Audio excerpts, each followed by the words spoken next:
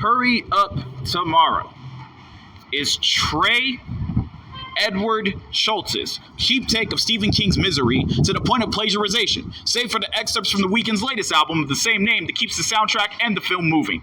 Without the soundtrack, this film would be slow and uncomfortable. I walked into the film wondering how Jenna Ortega could still find work, even though evidence shows she fits The Weeknd's type off screen, since he has had public relationships with the likes of Selena Gomez and Ariana Grande. Still, I would rather see zoom-ins on Kathy Bates than Ortega. At least the former portrays the role of over-obsessed fan far better than Ortega, who just appears out of place. Even some of the stagehand actresses would have been better suited for Ortega's role than the undeserving A-lister.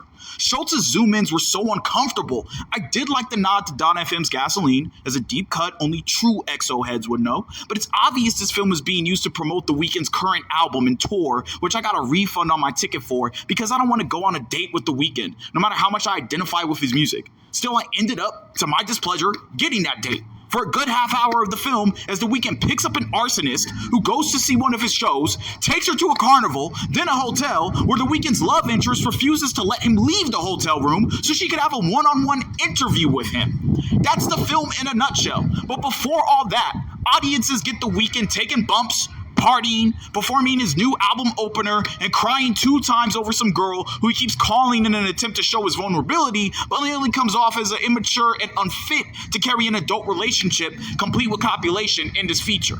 The few horror scenes were phoned in and noticeably borrowed from Kubrick's The Shining, another Stephen King property. When looking back on the film, King should get producer credits for Hurry Up Tomorrow. I expected something more original for Weeknd's first feature-length film, not a Stephen King riff built around a cutting room floor track on possibly The Weeknd's final album.